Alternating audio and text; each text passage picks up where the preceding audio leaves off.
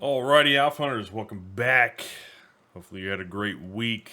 It was a pretty good week. It was a pretty chill week. And let's talk about what went on this week. Pretty much a flat open there to start off the week. Nice little roll over there, first half of the day. Nice little bounce. I guess really kind of going more into the middle part of the day.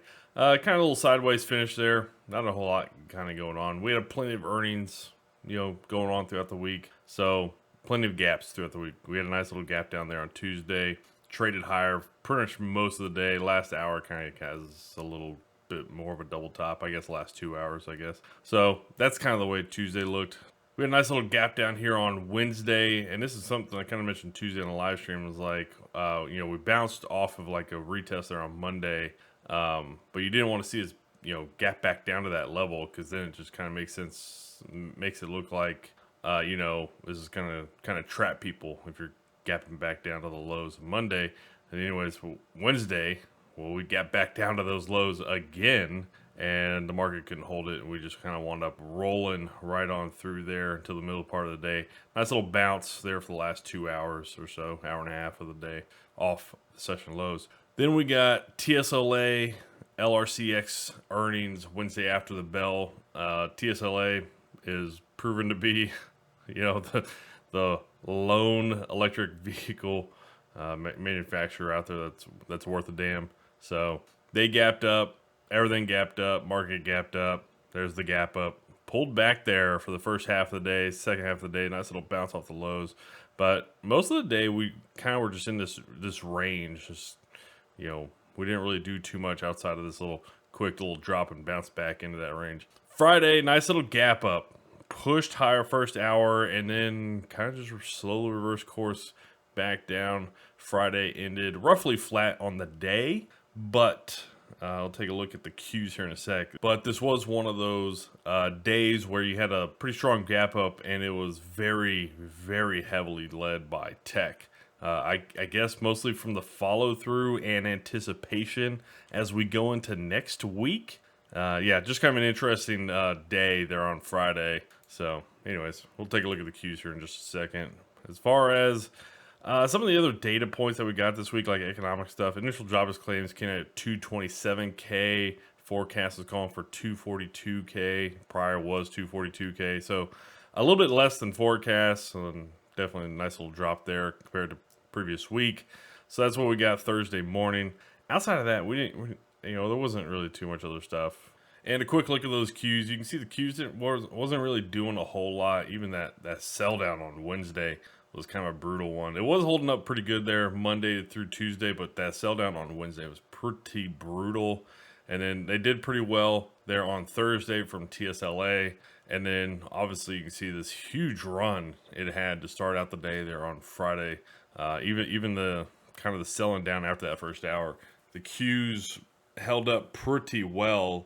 And so you just kind of have to think that a lot of investors out there are just kind of holding on to the tech stuff as we go into big tech earnings next week. All right, take a look at sector rotation for the week. We can see we got discretionaries doing the best on the week. You can see from Wednesday, the worst performing sector to the best performing sector by like halfway of Thursday. So yeah, discretionaries definitely were the story of the week, mostly TSLA, right?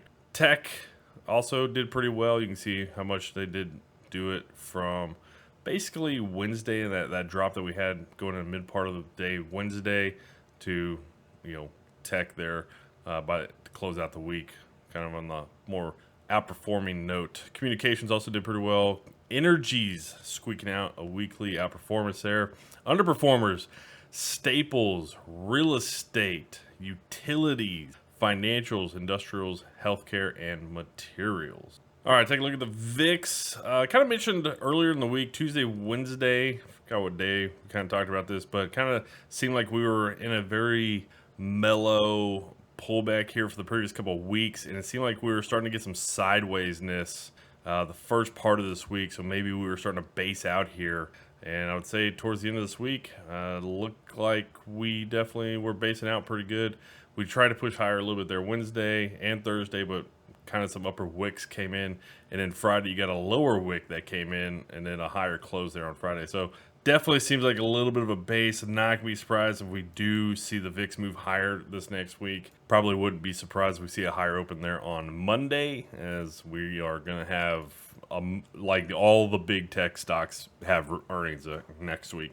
DXY, the dollar index. So last Friday we had a little bit of a pullback, but it was okay because Monday we came right out and just engulfed right over that. Tuesday continued to higher a little bit. Wednesday also continued higher. Thursday through a bearish engulfing. So that was going to be the interesting one. Was this going to be a real bearish engulfing reversal? I mean, we've moved very strongly here in the month of October. But Friday came out and had a little bit more of a bounce back. So, I mean, definitely could be a top, but I'm not going to be the one being like, yep, that looks super solid to go bearish off of. I think this might just start to set up a little bit more of a consolidation, a rest here over the next part of the week. This next week. GLD Gold Trust didn't really do too much this week. Last week it had a pretty solid week, so this week's kind of a little bit more of a rest. It still did have a positive gain on the week there. I would still want to be bullish on any dips, any good consolidations. I don't think we're seeing any real signs of look to be bearish or massive toppings or anything like that. Yields. Yields are one that can be really problematic for the market. A major problem for the market. And yeah. Anyways, we saw it continue higher this week, first half of the week, and kind of settle out there Thursday, Friday.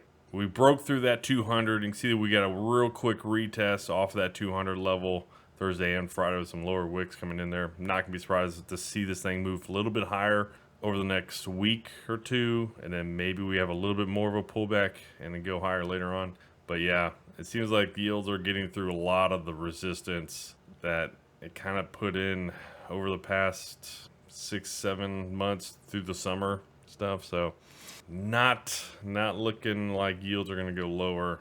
So if you're looking to buy them houses, hopefully you did it. Here's a look at the 10 and 2 inversion. Not too much kind of went on this week. We went a little bit higher, but it kind of dropped off there to the back end of the week.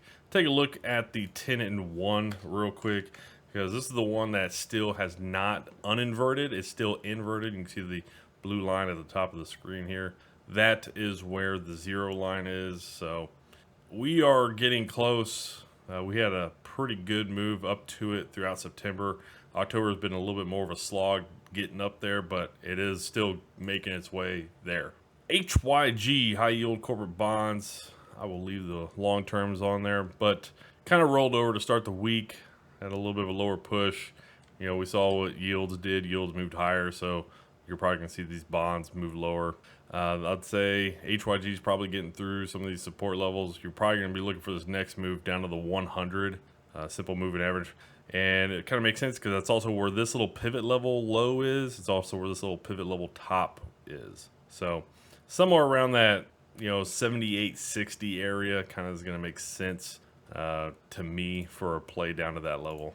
Take a look at the LQD. Yep, came out this week and kind of just dropped off there, especially on Monday. Monday got hit pretty good with that gap down. So I think right now you're just kind of waiting. I think you still just want to wait on some of these bonds.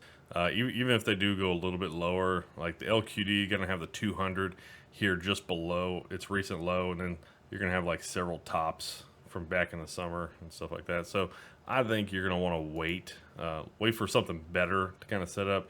And even the same thing here on the TLT. I want to see more of a rest on a retest higher before I would feel comfortable taking anything kind of bearish. You can also maybe look for any kind of reversal patterns if we continue lower, maybe to play it on a retest higher. Because I think, if we do just continue lower, I think we're going to have a decent retest higher. I'm not saying we're going back up to like 98, 99, but I mean, I think we'd have a several point move higher, at least on the TLT. All right, the RSP. Man, this week was not a great week for them RSP peeps. So yeah, start the week, Monday, nice little drop. Tuesday, continue lower. Wednesday, continue lower. Thursday, I don't even know if it eked out a gain. It was basically a flat day. I mean, this is telling me we eked out like a 4-cent gain, 4-penny gain that day. And then Friday, gapped up, and then basically everything outside of that first hour, even things inside that first hour like the RSP. If you just look real quick intraday, you can see that first hour. It wasn't just bullishness like we saw in the Qs and SPY. So yeah, we were seeing some weakness in a lot of the other areas of the market. RSP had a pretty good breakdown this week. Not gonna lie, probably seen it move lower, at least at the 50 moving average. Kind of makes sense. It's also where these lows are from late September, early October. The DIA also had a pretty good breakdown this week. Monday, yeah, just broke down, just went right through the 10 and 20 moving averages all week. Nice little gap up retest, but yeah, it sold off pretty good. Makes sense, probably comes down at least a little bit further before we see a decent bounce maybe off that 50 EMA. If we just slice right through that, see where those long terms are going to be. Yeah, we're going to have a pretty good pocket in here in between that 50 and that 100 moving average. So we will have a decent room there. IWM. Also saw some pretty good breakdowns to start the week. Kind of got a little choppy there, you know, Wednesday, Thursday, Friday. But yeah, it gapped up. It sold off there on Friday. I mean, if we break down again on the IWM, most likely, I mean, we're just going to move down to this 100 moving average. Probably get a decent bounce off of that. People will probably have triggers under these lows that we had first part of October. So it makes sense if we come down, probably going to be triggering a lot of people to hit in buy orders and stuff like that. Also getting people to buy off that 100 moving average. At that point in time, we might set up like a little bit more of a consolidation rest. And we'll address it and take a look at it then. The Qs, look at this huge upper wick today. Yes, that first hour of the day, we had that gap up, we had that move higher. What was really interesting is that was the monthly high for October. Did not see that coming in, especially Wednesday. Wednesday, we had that pretty nasty breakdown on the Qs. I mean, we went right through the 10 and the 20, basically closed at the low of last week, right on top of it. We didn't close below it, but we closed like right above it. And we had that gap up there on Thursday from TSLA earnings, and then nice little gap up follow through. And a lot of people flooded into tech the first hour of the day, and then it kind of just reversed out throughout the day there in Qs. So this was the only one of these five that actually ended the day positive, and I would just have to expect that there was probably just a lot of people saying, okay, we're coming into tech earnings, you know, the basic bullish crowd that goes into tech earnings, right? Because that's a lot of people do that. A lot of people have been that way for the past 10 years, 15 years in tech. So there's not really much reason to not be like that. Although I'm not all that optimistic about like AI tech right now. AI software tech, that is. So we'll see what happens as this next week goes on. I'm not the most bullish on software tech like Microsoft, Meta, Alphabet, that kind of stuff. Adobe, I think they're building out. A lot of those NVIDIA chips have a lot of power consumption. So if they even start to hint at, you know, the possibility of higher energy costs, I think that's something they're going to get locked into. And we already know that they are spending a lot of money, like, you know, bringing nuclear reactors back online and stuff like that. So anyways, be interested to see how this next week goes. I don't think all tech earnings are going to be bad, but I'll really be listening more to the AI software guys and see what they say.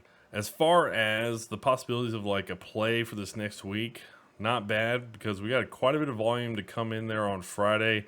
One of the things we kind of talked about early Friday morning on the live stream was, you know, possibly even just taking the Qs of bearish for this next week, because if a lot of people are very optimistic about this next week and it doesn't go that way, could see a lot of people flow out real quick, and that's kind of what you want.